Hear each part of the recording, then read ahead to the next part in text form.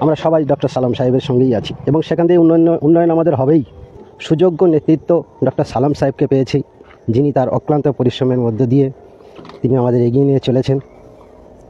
তিনি রাজ্যের সর্বোচ্চ কর্তৃ মাননীয় মুখ্যমন্ত্রী মমতা ব্যানার্জির সঙ্গে সরাসরি সাক্ষাৎ করেছেন এবং সেই সাক্ষাতের মধ্য দিয়ে তার তৈরি, আমাদের সবাইকে নিয়ে তৈরি প্যারা টিচার ওয়েলফেয়ার অর্গানাইজেশনের মধ্য দিয়ে সুনির্দিষ্টভাবে একটা দাবিপত্র সেখানে পেশ করেছেন।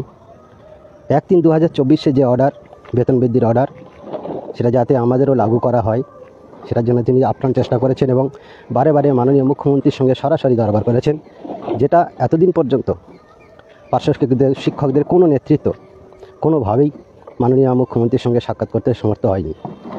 বারবার বলেছেন বেতন বৃদ্ধি নিশ্চিত হবে, তাই আমরা সবাই সেদিকেই চেয়ে আছি এবং তিনি বলেছেন 31শে মের মধ্যেই বেতন বৃদ্ধি হবেই। তো এর মধ্যে এই ভগীরথ ঘোষ, এই মনোরঞ্জন বাবু, নাজমুল, রমিউল ইসলাম, এদের যে এত চুলকানি কেন হচ্ছে বুঝতে পারছি না। এর এই সামান্যই কটা দিন আর সহ্য করতে পারছে না। আসলে এদের চেষ্টা যেন প্রকারে এটা বানচাল হয়ে যাক।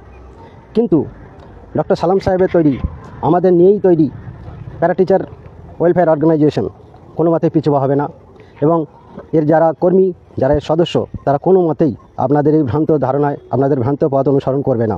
এই ফাইলের গল্পে আমরা যেতে চাই না। ফাইল নিয়ে আপনারা থাকুন, ফাইল নিয়েই থাকুন।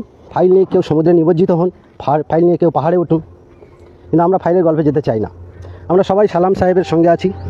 সালাম সাহেবের সঙ্গে থেকেই পার্শ্ব শিক্ষকদের যাবতীয় উন্নয়ন হবেই, এটা আমরা আশাবাদী, প্রচণ্ডরূপে আশাবাদী, এবং সেটা মে মাসেই হবে।